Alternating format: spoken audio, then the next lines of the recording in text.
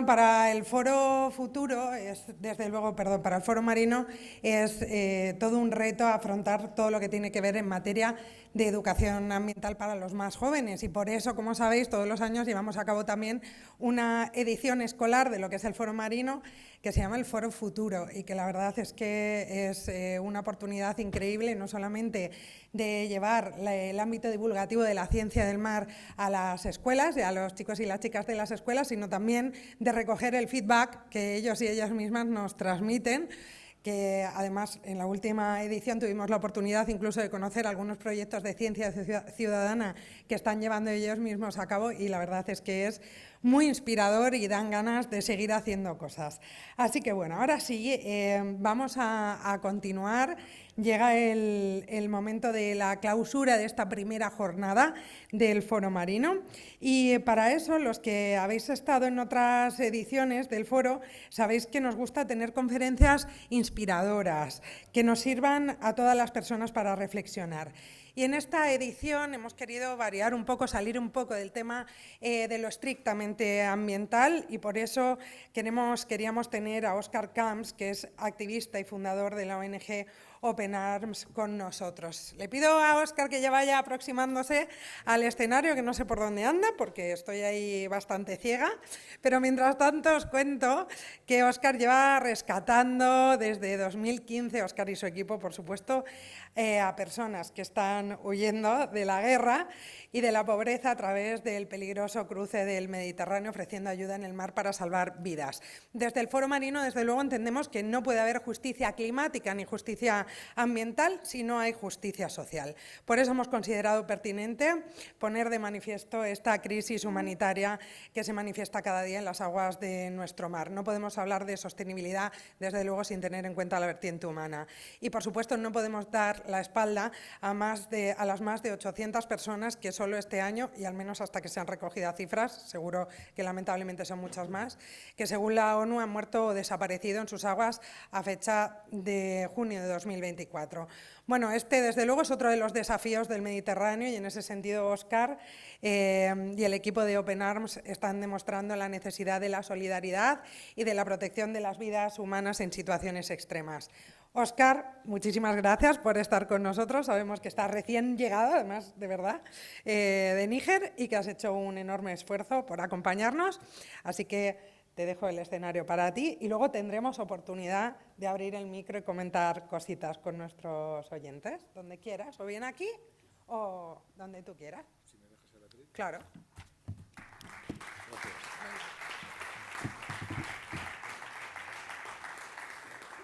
Buenas tardes. Agradecer al Foro Marino dar la oportunidad y la cabida a una situación tan singular como la que os traigo yo, ¿no?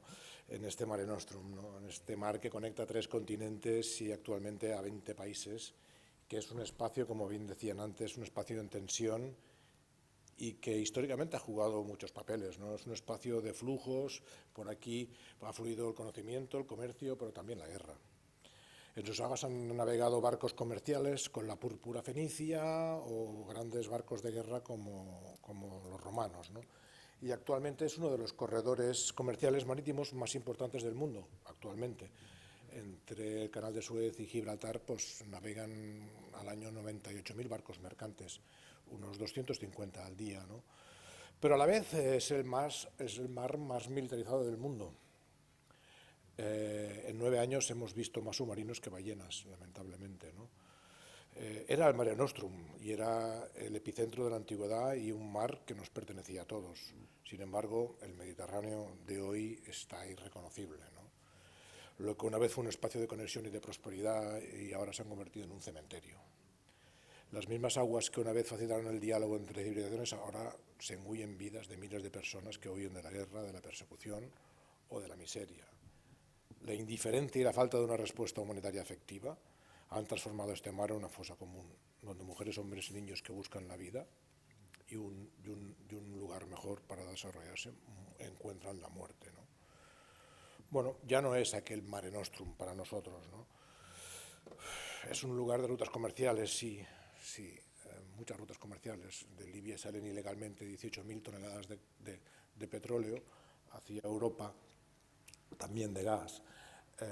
también droga, también armas. Es un mar de tráfico, ¿no? Lamentablemente es un mal mar actualmente, ¿no? Como las salidas son desde Libia, desde Turquía, desde Túnez, las pobres pateras que intentan huir de la desesperación o de la miseria deben cruzar 250, 300 millas, y entre ellas ese camino comercial, esa ruta comercial de nuestros barcos mercantes, que bueno, son 250, 230, 240 barcos mercantes que frecuentan esa ruta diariamente en dos direcciones, y tenemos a personas que cruzan esa línea de barcos sin prestarle la menor ayuda posible, ¿no? Desde el 2014 han muerto aproximadamente 30.000 personas en el Mediterráneo. Es una cifra oficial, carente de realidad, porque las embarcaciones no tienen listas de pasaje. No se sabe el número de personas que han perecido en el Mediterráneo porque no hay un control. Si no hay un testigo que sobrevive a ese naufragio y nos aporta algún dato, esa patera no ha existido y esas personas tampoco, ¿no? Y estas muertes no son números, ¿no? Son historias, son vidas, son personas que desaparecen y familias que desaparecen, ¿no? Y sin que nadie los busque, lamentablemente, ¿no? Y cada día nuevas historias de dolor se suman a este siniestro y a este contador desagradable de muertos, ¿no? Es una frontera líquida, pero no es una frontera líquida entre países. El Mediterráneo es una frontera entre la vida y la muerte, ¿no? Los estados europeos dejan en el mar esa gran fuerza natural que haga el trabajo sucio. La inacción deliberada de las administraciones en materia de rescate en aguas internacionales es patente. Somos testigos de ello, llevamos 9 años navegando el Mediterráneo. Contaba mientras estaba esperando, aproximadamente le hemos dado unas 11 vueltas al mundo, circunnavegando la Tierra por el Ecuador, navegando por el Mediterráneo, ¿no? Son muchas millas, son muchas misiones, 112 misiones, 70.000 vidas rescatadas y muchísimas vidas perdidas, ¿no? Y bueno, y es un espejo de nuestra indiferencia y de la falta de solidaridad, porque mientras financiamos patrullas fronterizas que endurecen las políticas y que se cierran las rutas legales en las fronteras, pues bueno, las mafias y los traficantes se enriquecen, ¿no? Si no hay vías legales y seguras para que la gente pueda solicitar asilo o refugio sin necesidad de trasladarse a Europa, sino hacerlo desde el lugar donde su vida corre peligro, nos ahorraríamos muchas vidas, ¿no? El Mediterráneo dejaría de tragarse vidas porque todas estas personas podrían utilizar visados y transportes legales y seguros, pero no es el caso, ¿no? No existen vías legales y seguras. Por lo tanto, las personas que tienen ese derecho, el derecho de solicitar asilo o refugio, tienen que poner los 2 pies en Europa para conseguirlo. Y para llegar a Europa, si no tienes un visado y no puedes utilizar un transporte público, te ves obligado a entregarte a las mafias, ¿no? Y bueno, como fundador de Open Arms he visto en primera mano todo el horror del Mediterráneo, ¿no? Yo soy socorrista de profesión. Empecé en las playas de Badalona hace más de 25 años, más de 30. Llevo la mitad de mi vida dedicada a esta profesión. Me he pasado muchos años buscando niños perdidos y atendiendo picadas de medusa en las playas españolas, pero en el 2015, cuando terminaba la temporada de verano y vimos la foto de Aylan Kurdi tumbado en una playa de Turquía, nos conmovió. Así que decidimos ir a echar una mano a los que estaban allí ayudando, pero lamentablemente no había más que voluntarios echando manos allí y nadie se mojaba en el mar. Así que decidimos crear la organización Open Arms. La creamos por una obligación, porque había que estar legalizados, teníamos que tener toda la vía administrativa cubierta con un seguro de responsabilidad civil para que no nos echaran del país, porque estábamos en un país que no era el nuestro y estábamos trabajando en una situación muy, muy difícil, ¿no? Os recuerdo que en Lesbos por aquella época entraron cerca de 900.000 personas en muy pocos meses. 900.000 personas son muchas personas en 7-8 meses. Pensar que la distancia que hay entre la isla de Lesbos y Turquía es de 6,1 millas, o sea, 10 kilómetros. Con unos buenos prismáticos podíamos ver la costa del otro lado, podíamos ver complejos hoteleros, Podíamos ver puertos, podíamos ver casas y podíamos ver autocares donde descendían personas con un chaleco falso puesto en el cuerpo, ¿no? Y se subían a pateras. No una, ni dos, ni tres, hasta 100 pateras en un solo día, en 24 horas, en una franja de 17 kilómetros. ¿Cómo pueden pasar desapercibidas 900.000 personas delante de la Guardia Costera, la Armada, la Policía, los hoteles, los pueblos, los controles? ¿De dónde se sacan las embarcaciones y los motores necesarios para que 900.000 personas crucen un mar jugándose la vida para llegar a Alemania? Pues esto ocurrió en el 2015 y en marzo de 2016 el señor Erdogan recibió 6.000 millones de euros de la Unión Europea para contener a 2 millones de sirios que tenían aún en su territorio. Así se detuvo el flujo marítimo del Egeo, financiando a un tercer país. Lamentablemente, llevamos 150.000 años migrando, moviéndonos, desplazándonos por el mundo. Por lo tanto, no nos ha detenido ni una montaña, ni una cordillera, ni un mar, ni una glaciación. No nos va a detener un metro más de alambrada. Así es que otro flujo migratorio en el Mediterráneo central se hizo fuerte. En el 2016 decidimos buscar una embarcación e ir al Mediterráneo central a ver qué ocurría en aguas internacionales, porque si veíamos morir personas en la costa europea, delante de los ojos de la Guardia Costera y de la Policía de Grecia, ¿qué pasaría en aguas internacionales donde no hay testigos? Bueno, pues lamentablemente morían muchísimas más personas. En un verano rescatamos 15.000 personas con un velero de 30 metros en el Mediterráneo central, en el 2016.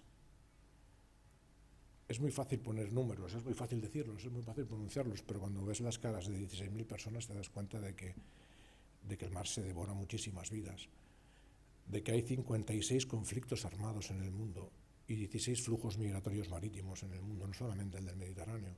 ¿Cuánta gente muere abandonada a su suerte? De los 56 conflictos migratorios activos en el mundo, la mayoría están en África, un continente que tiene 1.219 millones de habitantes y la media de edad del continente es 18 años. Si no te ingresan en una milicia, te ingresan en otra. Si no te mueres de hambre, te mueres de sed, porque ahora el cambio climático está desplazando a millones de personas, sobre todo en el sur.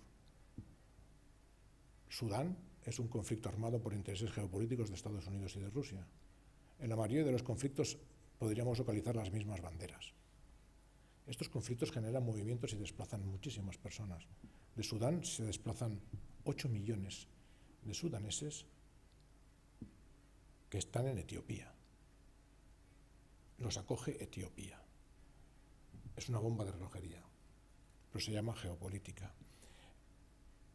Hay un interés geopolítico en establecer bases militares y unos quieren y otros no, y unos alteran gobiernos y montan golpes de Estado, no solamente para obtener réditos económicos o políticos, sino para controlar los recursos naturales, ¿no? Como bien decían en la presentación, vengo de Níger. No solamente actuamos en el mar y denunciamos lo que vemos, porque éramos socorristas, pero luego tuvimos que tener capitanes, y luego médicos, y luego abogados. Porque cuando ves tantas vulneraciones de derechos humanos, te ves en la obligación moral de denunciar lo que ves. Y así hemos tenido que denunciar desde ministros hasta almirantes y capitanes de armadas y de cuerpos de la Guardia Costera. Pero sí, como os decía, vengo de Níger. Hemos estado unos días allí cooperando con ACNUR y con una organización eclesiástica italiana para abrir una vía aérea, una vía segura y legal, y llevar a 98 personas refugiadas a Italia, en avión, como debe ser, donde serán acogidas por familias que las acompañarán en su proceso, de una forma regulada. Esas vías legales y seguras hay que apoyarlas, y así es como se debe tratar la migración. Pero bueno, no he venido a hablar de migración. No solamente hemos hecho, este era el viaje número 20 en avión, hicimos 8 corredores humanitarios aéreos de Ucrania a Madrid y a Barcelona, 4 a Italia y 4 a Canadá. De Níger, este es el segundo viaje que hemos hecho de Níger en vías legales y seguras, y os acordáis, supongo, de Kabul, de cuando tomaron Kabul, muchísimas mujeres y niñas debían salir y escapar de Kabul.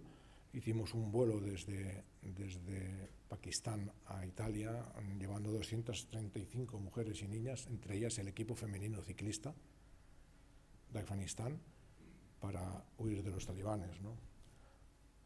Por mar hemos realizado 4 corredores humanitarios para llevar comida a Ucrania, cruzando todo el Mediterráneo, el Mar Negro, en plena guerra, y subir el Danubio hasta llegar a la provincia de Odesa, a muy cerca de la provincia de Odesa, y desembarcar 400 toneladas de comida, ¿no?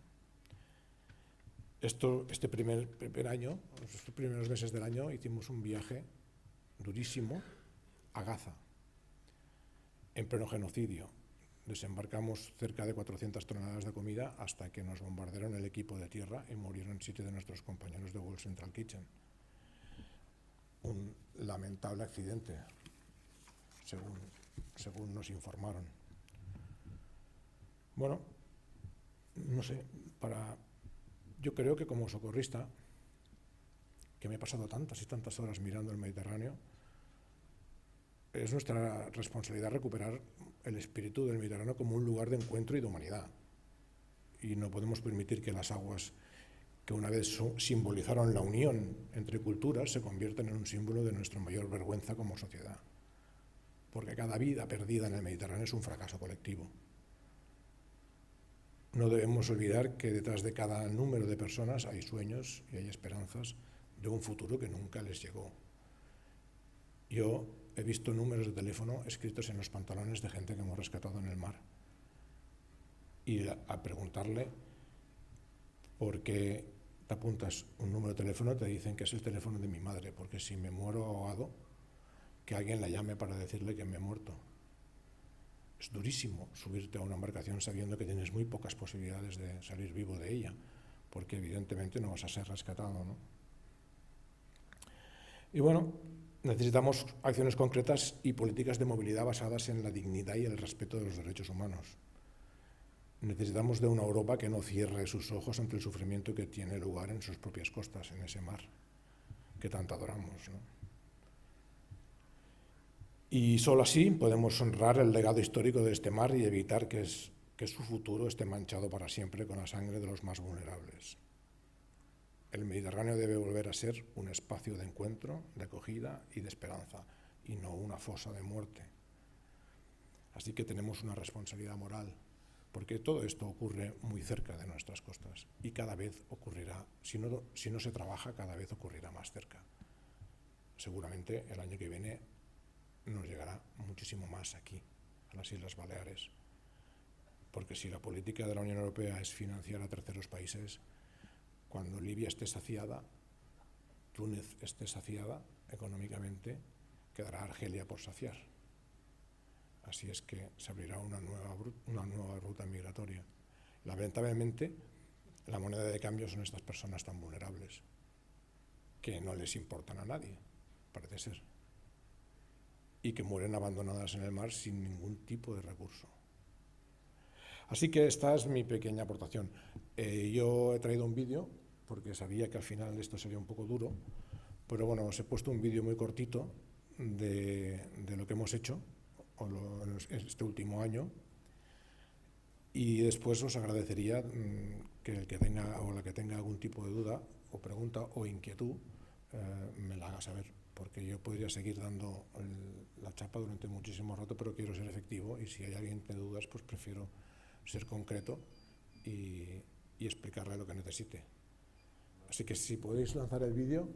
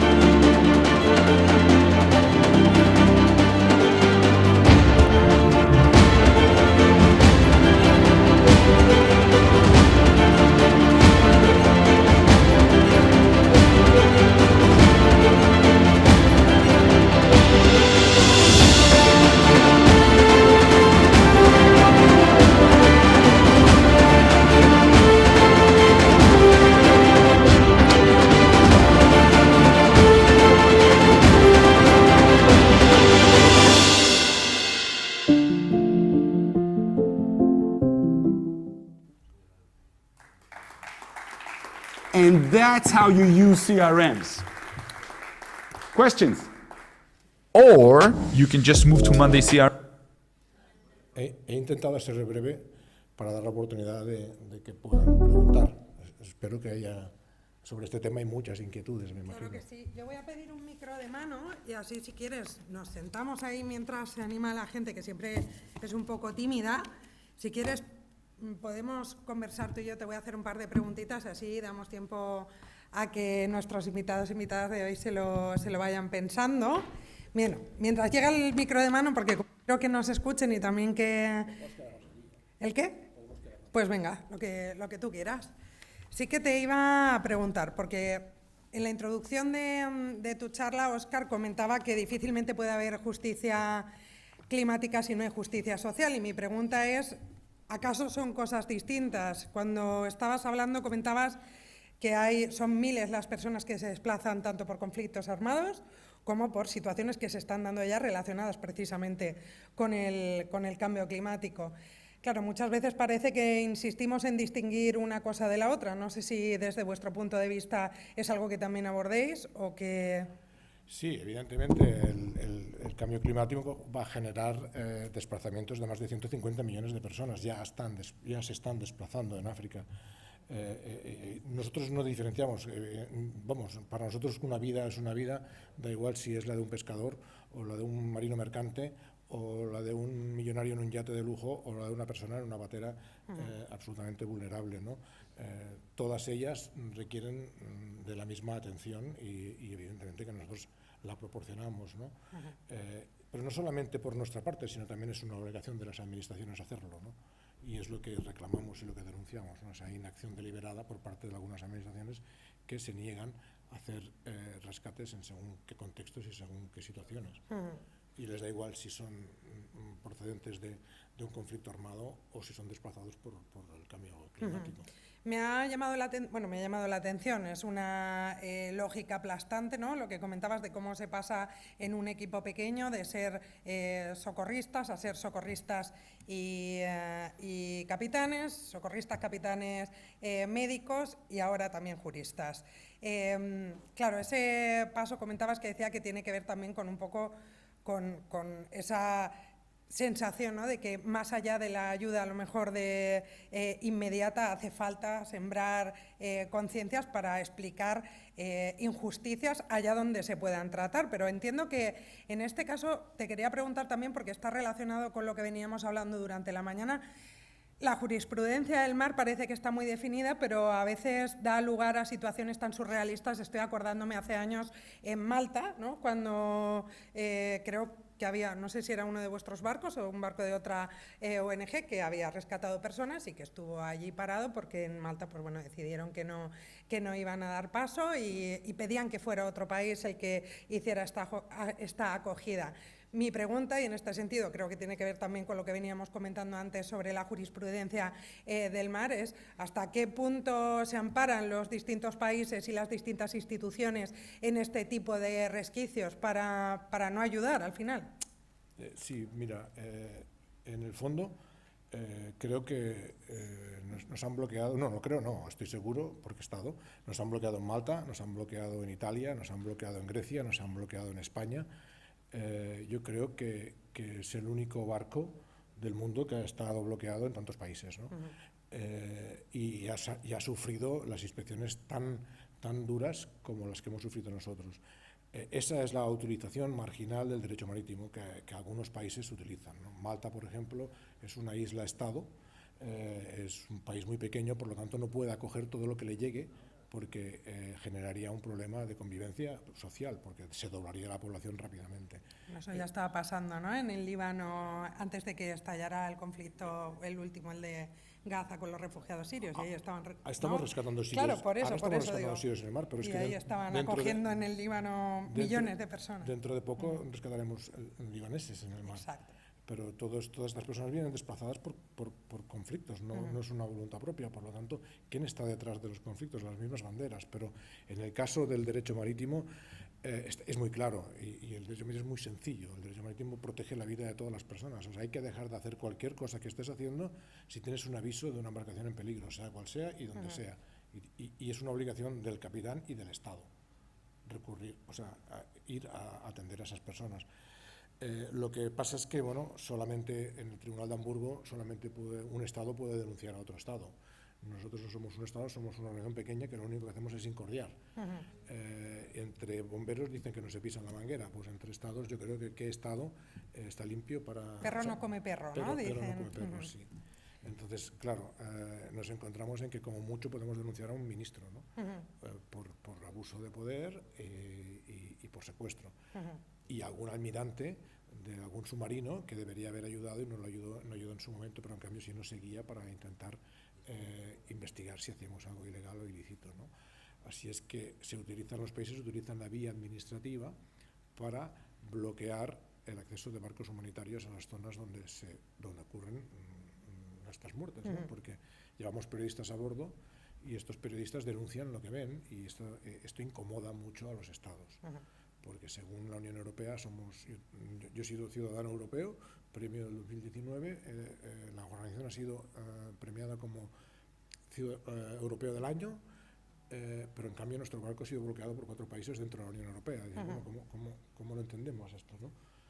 Entonces, bueno, prefieren que hagas ayuda humanitaria de otro tipo a que no que hagas denuncia de las vulneraciones de los derechos humanos, ¿no? No obstante, hay que hacerlo. Ahora mismo estamos planteándonos la zona del Líbano con Chipre, porque Chipre ya ha anunciado que va a ser un puerto seguro, que se ha autodenominado puerto seguro, porque va a haber un desplazamiento masivo de personas desde el Líbano hasta Chipre. Y es continuo, es un no parar, por lo tanto, nuestra función, nuestra misión y nuestros recursos van dedicados a esto. Bueno, pues ya he hecho yo las 2 primeras preguntas, os ha dado tiempo de pensároslas, así que aprovechad que tenemos a este invitado ya aquí con nosotras. Mira, por allí hay una pregunta, un segundito, que te llevan el micro y así te escuchamos todas.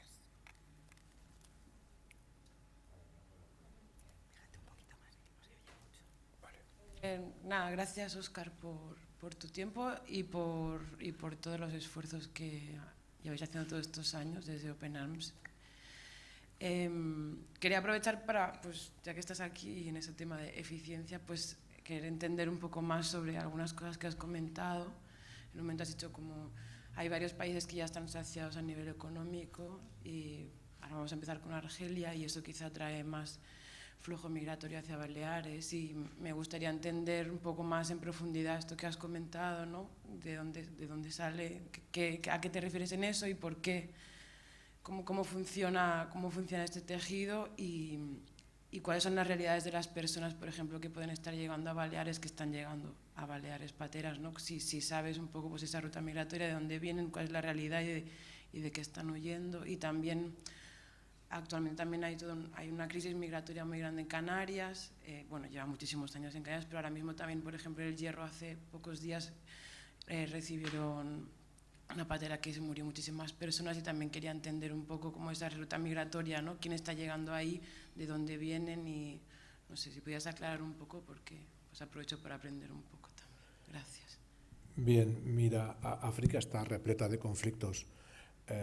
Todas sus fronteras están muy militarizadas. Hay muchos grupos armados financiados incluso por la propia Unión Europea para bloquear fronteras desde el Sahel hasta el norte, ¿no? Yo vengo de Níger y Níger es como el país más pobre del mundo actualmente, ¿no? Pero es el país más rico en recursos naturales. De ahí sale el 90% del uranio de Francia y el 18% del uranio de Estados Unidos. Cuando el presidente ha decidido que con un 20% de lo que extraen en las minas no está conforme, que quiere un 50%, le montan un golpe de Estado.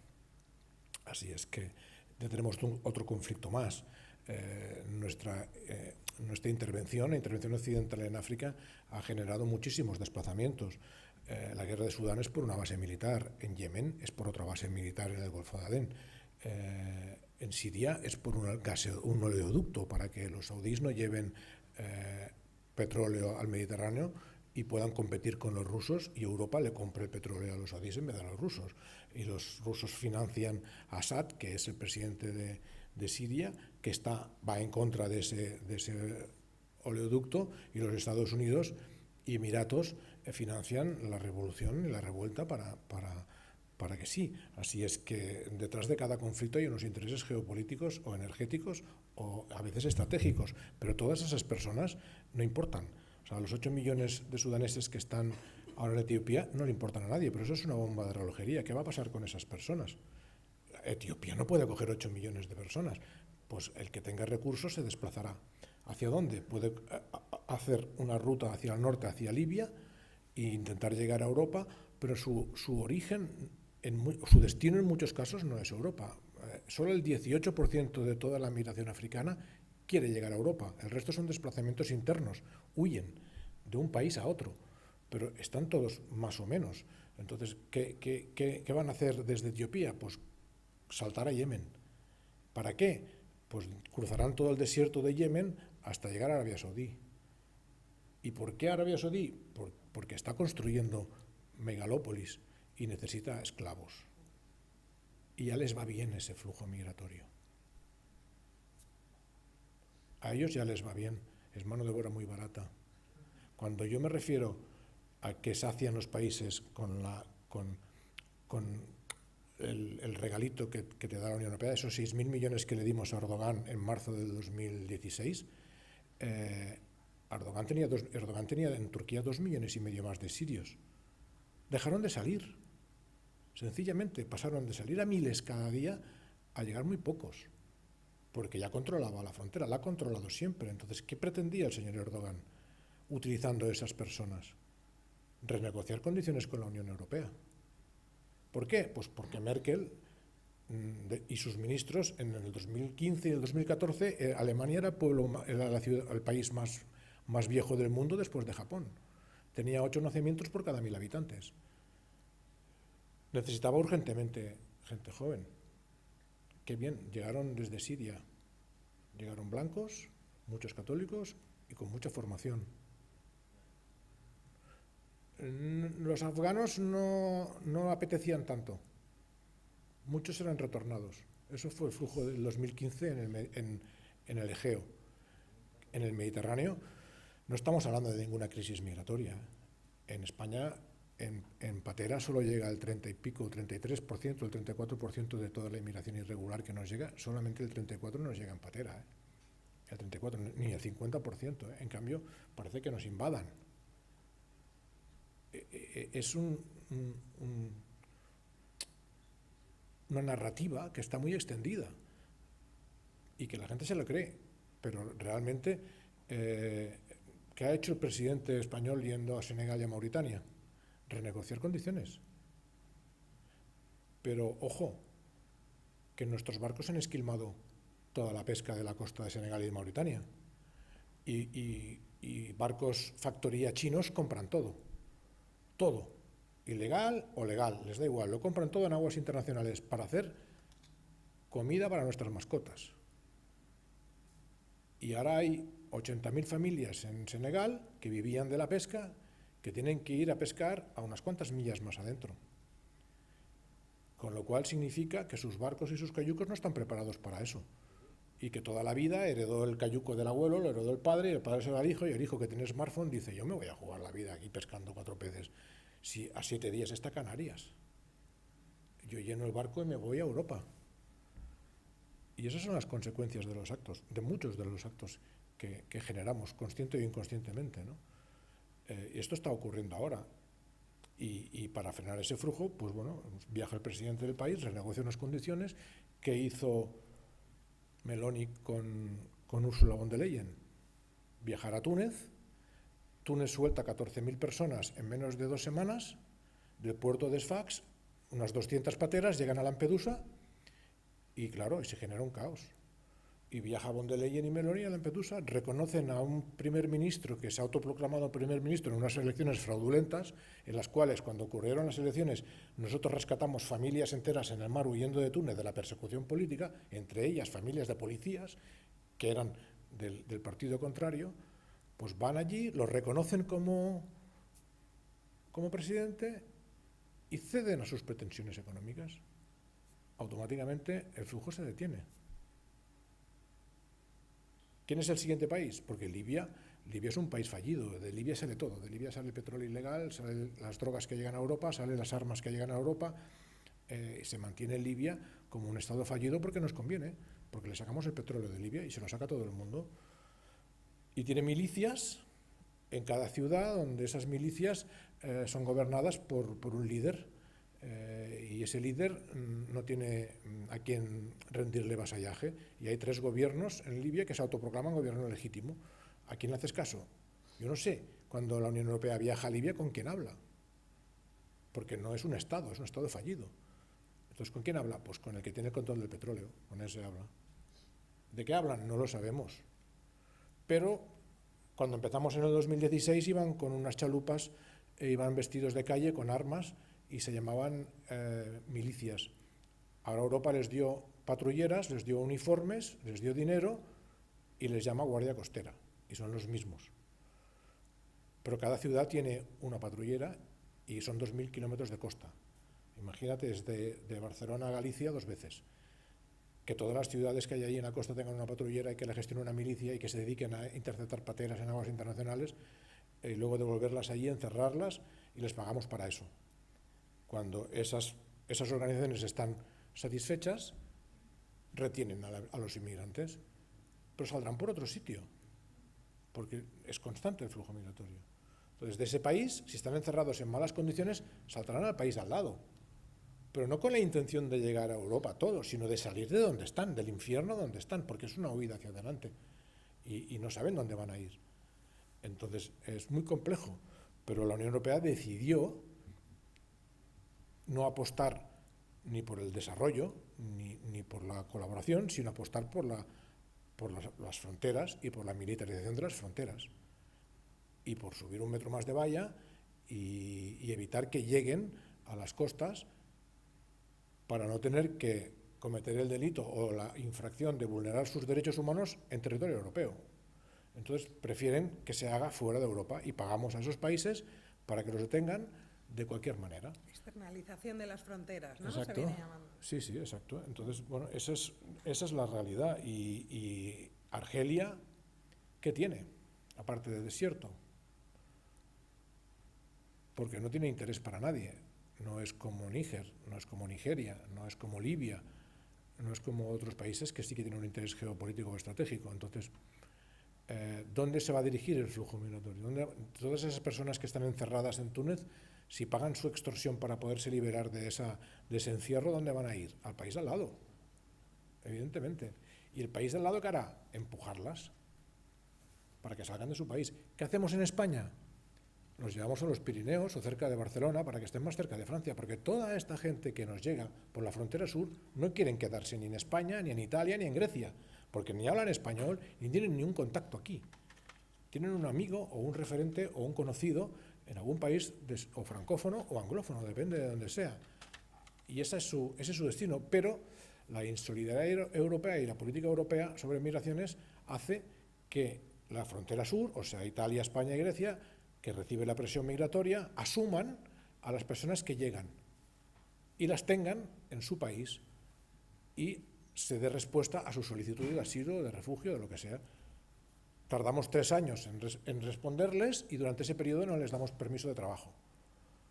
Así, si se hartan, delinquen y los detenemos y los deportamos, o si se cansan de esperar, se vuelven a su país. O mientras tanto trabajan en precario, en cualquier... ¿no? Bueno, es lo mismo que en Arabia Saudí, en las megaconstrucciones, con los sudaneses, pues aquí es exactamente lo mismo. Entonces, esta es la realidad, un poco bajada a Creo que por allí hay una pregunta también, ¿verdad? Hola. Vamos bien. Bé, moltes gràcies, Òscar, per la teva presentació. Ara fa poc s'ha sabut que Matteo Salvini s'enfronta a una possible condemna per haver retingut un vaixell d'Open Arms fa uns anys.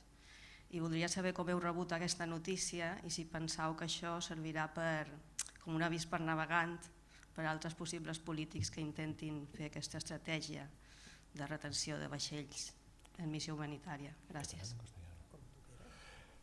Bé, mira, el tema Salvini és un tema complex. Són 3 anys de causa, cada mes una vista a Palermo, amb el que això comporta, desplaçar advocats, testimonis des d'Espanya o des d'Itàlia. Així portem 3 anys, és un desgast més que un judici. La causa està més que fundada. Primer vam haver d'impugnar el seu decret per poder entrar a les aigües territorials i vam fer aquesta impugnació legal i la vam guanyar. Després vam haver de denunciar que portaven menors a bord al Tribunal de Menores de Palermo perquè es pronunciés el tribunal i va fer desembarcar els menors. I després el fiscal d'Agrigento va tenir que pujar al barco després de 20 dies de patiment a veure la situació en la que es trobava la gent a bord i va ordenar el desembarcament. A partir d'aquí 4 jutges van haver de veure si hi havia indicis de delicte. Es van trobar indicis de delicte, però aquest senyor estava aforat. Era un aforado. Per tant, el Senat va haver de votar per desaforar-lo. Tot això per poder-lo jutjar. I després 3 anys de judici. Eren 15 anys a que en un inici li podia caure, però el fiscal al final li ha demanat 7 anys, més algunes coses més. Nosaltres no esperem gaire cosa, a part del desgast econòmic que hem tingut per suportar un judici d'un ministre d'un país, un primer ministre d'un país que ha declarat tot el govern, des de Conte, la Trenta, ha declarat tothom. És impensable que això aquí no hagi sortit als mitjans de comunicació. Imagina't que una ONG italiana porta a Marlaska a judici i li poden caure no sé quants anys a Marlaska. Se'n parlaria constantment. A Itàlia se'n parla moltíssim, però aquí no s'ha parlat gaire d'aquest tema, perquè no convé. Esperem que es faci justícia perquè es va infringir un patiment innecessari a moltíssimes persones, a 164 persones. Van haver intents de suïcidi i va ser molt dur. I va estar a punt de morir 2 persones, que això ja hagués tingut una altra causa. O sigui, va tenir sort el senyor Salvini que no pogués rescatar aquestes persones. I aquest judici ha portat més denúncies, perquè Salvini va portar com a prova les imatges d'un submarino de l'Armada que ens seguia i no ho sabíem.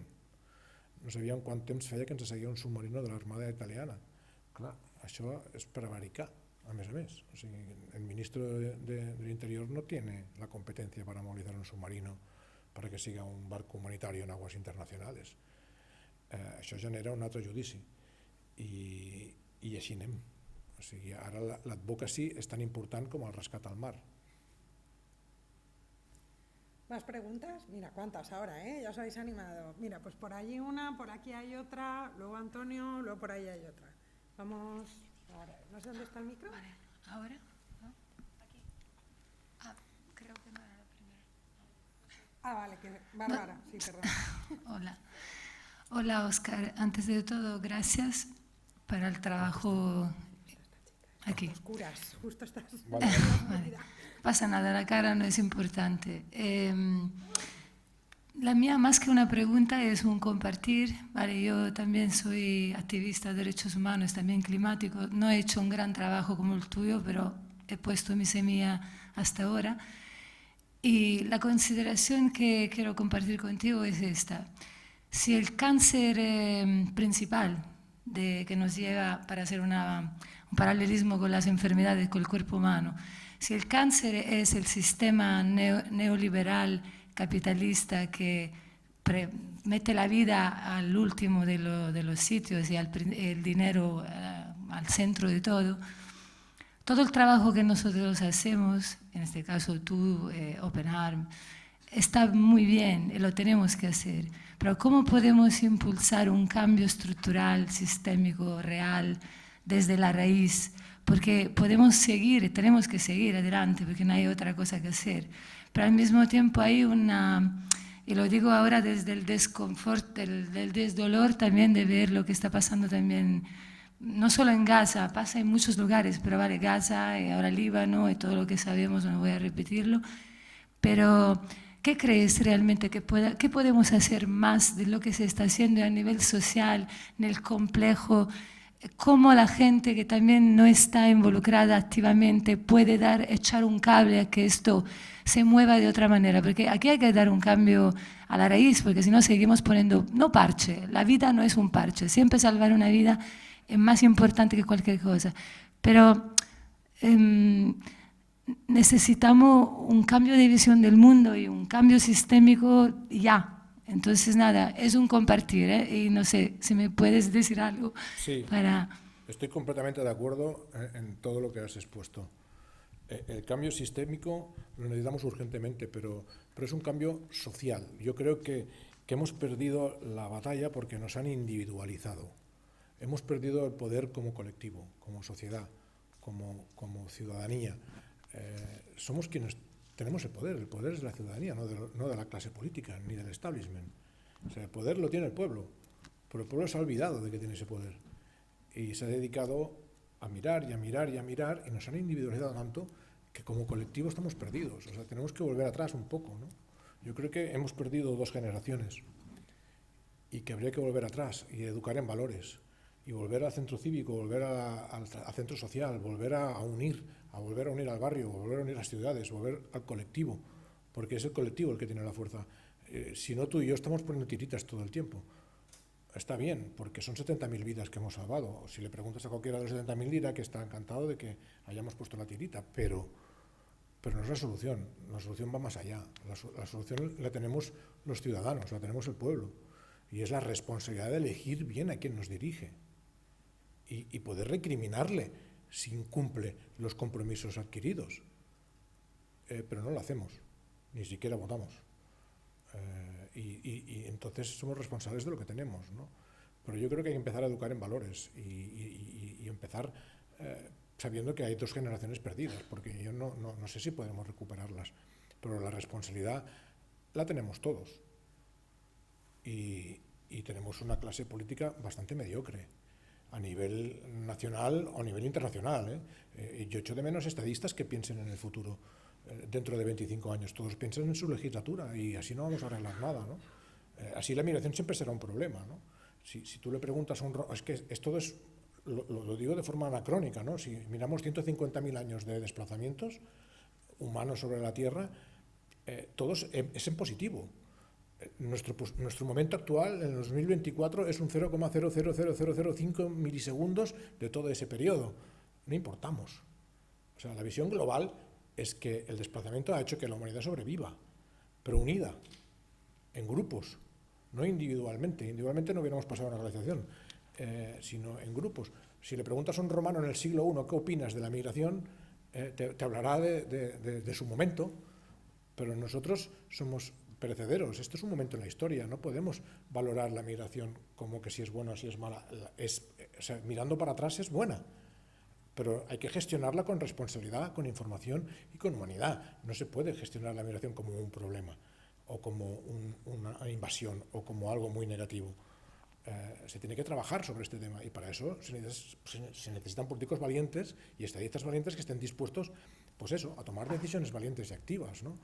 No podemos negarnos a la evidencia, porque la evidencia es que la globalización nos va a engullir de una manera o de otra. En Santa Coloma de Gramenet tenemos 25.000 chinos.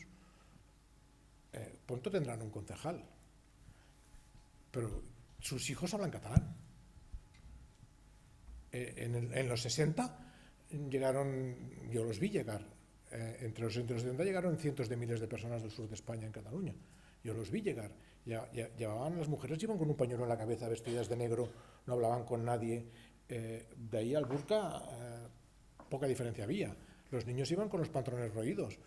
Algunos se escolarizaron, otros quedaron en la calle. Los que quedaron en la calle ahora serían menas. En aquella época eran el torete, el vaquilla, la banda Los Correa, y los que no se llevó el SIDA se los llevó la heroína. Y eso es lo que ocurrió. Y te robaban el coche cada 2 semanas. Y eso era resultado de no controlar o no regular o de no utilizar bien la migración. Pero pasaron 2 décadas y se reguló solo. Lo hizo la vida. El delincuente quedó detenido y el que progresó pues es un ciudadano más. Pero como colectivo, de forma individual no haremos nada. Como colectivo quizá podamos cambiar algo. Había pedido la palabra. Sí, ¿tú no habías pedido la palabra? Sí. Era un poco similar a mi amiga. Ahora.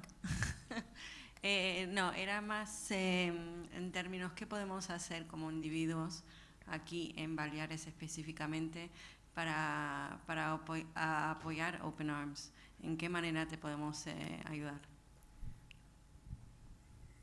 Mira, combatir ese discurso tan falaz que cada vez se oye más y que tiene tantos altavoces. Hace una semana el propietario de X, del antiguo Twitter, hacía 2 tweets diciendo que los que tendríamos que estar en la cárcel éramos nosotros, no Salvini. Ese señor, que es quizá el más poderoso del mundo, la fortuna más grande del mundo, pierde el tiempo poniendo 2 tweets para acusarnos a Open Arms de que traficamos y no sé qué, no sé cuántos. ¿Qué sabrá ese señor si yo vivo en Badalona? ¿Qué sabrá ese señor de mí? Y no es Open Arms, es el discurso, es la gran amenaza, es lo que nos quieren inculcar. Steve Bannon detrás, Trump, Salvini, Meloni, Urban. No nombro el de aquí porque es que me da vergüenza compararlo con ellos, pero ese es el discurso que impera y ese es el discurso que hay que combatir, porque no es cierto, porque no se está tratando la migración como se debe, con la seriedad y la información, y no se puede utilizar la seguridad y la identidad para generar un discurso de odio. En España hay 2 violaciones, o sea, una violación cada 2 horas. ¿Qué me estás contando? ¿Que son todos migrantes que violan a mujeres? La violencia doméstica también, todo. O sea, no hay una seriedad, un rigor, no hay un estudio profundo sobre la situación. Lo que sí que hay son unos espacios vacíos en el mercado laboral que no queremos llenar y que no nos importa que lo llenen los de fuera. Pero nos da miedo que nos quiten el trabajo. Si te da miedo que una persona subsahariana, sin hablar tu idioma, sin tus conocimientos, sin el apoyo familiar que tú tienes, venga y te quite el trabajo, es que no te lo mereces, ¿eh? O sea, literalmente. Entonces, combatir ese discurso, llevar la sudadera es un acto de valor extremo en según qué sitios, sobre todo en Italia, lo he podido comprobar. Porque a mí no me conocen tanto, pero con la sudadera puesta te identificas. Es una manera de decir, a mí me da me carga mucho las pilas cuando voy por la calle y veo un chaval de 10, 15 años o un poco más con una prenda de Open Arms. Pienso, cuánta responsabilidad. No le podemos fallar. Es mucha responsabilidad. Y eso hace que sigamos y sigamos y sigamos y sigamos. Es tan importante eso como la financiación. Pero la financiación ya sale de uno mismo. O sea, involucrarte ya sale de uno mismo. Pero mojarte es otra cosa. Involucrarte económicamente es fácil, pero mojarte públicamente no es tan fácil. Y eso es lo que necesitamos, porque ellos lo hacen. Gracias. Por aquí había otra pregunta. Hola, buenas tardes. Pues bueno, simplemente escuchándote, yo lo que me pregunto es por qué no tenemos personas así cada día hablando en diferentes sitios. Porque el mensaje de odio que se nos está vendiendo a la ciudadanía por parte, no solamente en España, sino en el resto de Europa, de la extrema derecha, lo que está haciendo es que personas que habitualmente son personas solidarias, personas amables, buena gente, empiecen a tener pues ese odio hacia lo diferente, hacia las personas que vienen de fuera, cuando realmente ni las conocen ni tratan con ellas. Entonces, a mí la verdad me gustaría saber si no tenéis, dijéramos, como una posible ampliación de poder explicar gente como tú, pues ir a sitios donde se les pueda escuchar mucha más gente para que expliquéis el mensaje de lo que estáis viviendo. Porque es que, o sea, escuchándote, yo de la casualidad de que colaboro como voluntaria con Cáritas y he tenido alumnos de castellano que han llegado aquí en Patera. El curso pasado vi 2 vídeos. No me podía creer que gente joven, pues eso, que dicen, es que te vas sin saber si vas a llegar a alguna parte, que han estado 5 días en el mar, prácticamente sin comida y sin agua, y llegan aquí y lo único que quieren es, bueno, poder aprender el idioma, ellos quieren trabajar, lo que quieren es integrarse. Y realmente el que la mayor parte de las personas no puedan conocer este mensaje vuestro, que no puedan conocer las historias de verdad de estas personas, yo creo que esto podría hacer mucho para que esa campaña de odio que están extendiendo por todas partes no llegara a donde ellos quieren que lleguen, sino que deberían de llegar a donde tú y personas como tú quieren que lleguen. Gracias.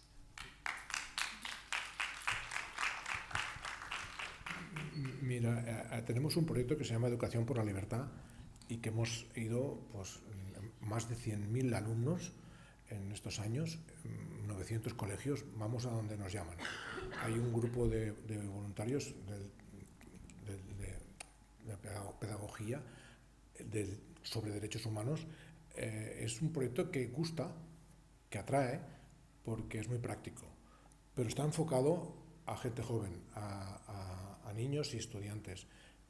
No lo hemos hecho vamos allí donde nos llaman, allí donde nos dan la oportunidad de poderlo contar, vamos. Yo me bajé del avión de Níger y me he venido para acá casi sin dormir. Así es que no dejamos pasar la oportunidad de hacerlo, pero entendemos que las nuevas generaciones ahí hay que atacar antes de que les llegue el TikTok, antes de que les llegue el Instagram, antes de que les llegue el mensaje de odio por la pantalla, porque les va a llegar. Ellos tienen altavoces muy grandes y presupuestos astronómicos.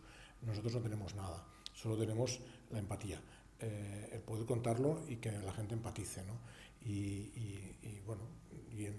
En vez de culpar a las personas vulnerables, podríamos enfocarnos en soluciones constructivas, que las hay, seguro que las hay, y ahondar en ello, ¿no? Pero hoy en día nadie se quiere poner en este tema. O sea, realmente, lo hablaba antes en la comida, ¿no? La evasión fiscal, la corrupción, la privatización de la sanidad, que no estamos igual que en el 80, la precariedad laboral, el paro, el precio de la vivienda. Tenemos temas, los 70.000 millones que nos debe la banca. Tenemos temas como para enfadarnos. O sea, realmente esos son los que nos dañan. La inmigración es un problema. Te van a invadir, te venden seguros por si te ocupan la casa. O sea, te meten el miedo de que te van a ocupar la casa. Señores, si están desahuciando a gente mayor porque no puede pagar el alquiler y les llaman ocupas. Por favor, están utilizando un lenguaje y están pervirtiendo el lenguaje para que creamos todo lo que dicen. Hemos perdido el espíritu crítico, el documentarnos, el buscar información, el saber por qué. Nos creemos lo primero que nos pasa por delante o ya nos va bien creernos el discurso, ¿no? Y no tener responsabilidad ninguna y decir, uy, son unos traficantes. Se van a las costas de África a buscar migrantes y los traen para invadir Europa. Pues no sé, habrá gente que le interese y que le guste ese discurso y que se sienta cómodo aquí, más cómodo que no decir, ostras, están muriendo aquí a 300 millas de casa, no los va a buscar nadie, sabemos que está ocurriendo cada año y encima criminalizamos a los que lo hacen. Cuando tú decías tiritas, digo, yo a veces di una charla a un grupo en una convención de medicina de urgencias, a un grupo de urgenciólogos, y les decía, nosotros también salvamos vidas, pero de otra manera. Si tú, cuando operas un cáncer de pulmón de un fumador, en el quirófano no te quitan el carrito de las curas, no te apagan la luz, no te secuestran el monitor de anestesia, y cuando sales por la puerta que le has salvado la vida al señor fumador que tenía un cáncer de pulmón, no tienes a gente que te dice, ¿qué haces? Esto es efecto llamada, ahora todos los que fuman se van a querer operar y no sé qué. No, pues no, a nosotros sí que nos pasa. O sea, nos bloquean el barco, nos intervienen, nos hacen la vida imposible, nos criminalizan y encima cuando llegues a casa eres malo. Y dices, pero si todo el mundo haría lo mismo que hacemos nosotros, si estuvierais ahí delante de esa patera, la vierais cómo se mueve, la peste que hace, porque llevan cagándose y meándose allí durante días, sin agua, con niños llorando, todo es un shock. Nuestros voluntarios necesitan soporte psicológico después de una misión, porque es un shock, porque te das cuenta que estás en el medio del mar, que en el radar no hay ningún barco a 70 millas, que son 130 kilómetros a la redonda, y dices, caray, está más cerca la estación espacial de nosotros que un ser humano. Y dices, si no estamos nosotros aquí, ¿quién nos va a salvar? Porque estos se mueren en un metro más de ola o medio metro más de ola y los hundirá. Y si no estamos ahí, se mueren. Y dices, ostras, ¿cómo no van a hacer eso? Cualquiera que esté aquí lo haría. es que es humanidad. Si es que esto es lo que nos diferencia de los animales, ¿no? O sea, es lo más grande que puede hacer un ser humano por otro, salvarle la vida, sobre todo si solo tienes que cogerla así y subirlo, ¿no? Es tan fácil como eso. Luego ya veremos en qué situación administrativa se encuentra esa persona cuando lleguemos a tierra y qué hay que hacer con ello. Eso ya no es cosa mía. Pero yo no lo voy a dejar morir si estoy ahí. Entonces, bueno, a veces hay que estar, porque desde casa las cosas se ven diferentes. Si desde un despacho con asistente y secretario, aire acondicionado y mueble bar, las cosas tienen relativa importancia, ¿no? Vivimos en una burbuja y aquello es otra cosa. Pues muchísimas gracias, hemos llegado a las 8, un fuerte aplauso. Gracias a vosotros, gracias a ti. Y gracias a vosotras y a vosotros también por venir con esta magnífica charla, que espero que haya servido para despertar conciencias sostenibles, porque sin conciencia difícilmente va a haber sostenibilidad. Nos vamos a quedar, hasta aquí hemos llegado con esta primera jornada de la 6ª edición del Foro Marino. Y antes de despedirnos, pues agradecer al Ayuntamiento de Ibiza, al Govern de les Illes Balears, Redella, Caixa Colonia, Mare, True World e IB3 por su colaboración y su compromiso. Y recordaros que la exposición de fotografía de Mare, que estaba situada hasta hace poquito en Vara de Rey, se encuentra ahora en el CETIS. Tenéis oportunidad aún de verla. Podéis visitarla hasta el día 30 de octubre. Este foro marino no acaba aquí. Sabéis que este año estamos intentando que el foro trascienda al resto de islas para que sea un foro auténticamente balear. Y va a haber actividades en cada una de las Islas Baleares. El próximo viernes 11 de octubre habrá una actividad en Mallorca relacionada con pesca sostenible. El día 25 será en Formentera, o sea que tenéis oportunidad, la gente que estáis aquí en Ibiza, solo tenéis que coger el barco y acercaros en media horita para allá. Y a finales de mes habrá también una actividad en Menorca. Vais a tener los detalles de todas las actividades en la web del foro, así que ahí os esperamos. Y a todas y todos vosotros, gracias por acompañarnos hoy. Hasta pronto y seguimos todas en la protección del mar Mediterráneo y del medio ambiente, en definitiva. Gracias, muy buenas tardes.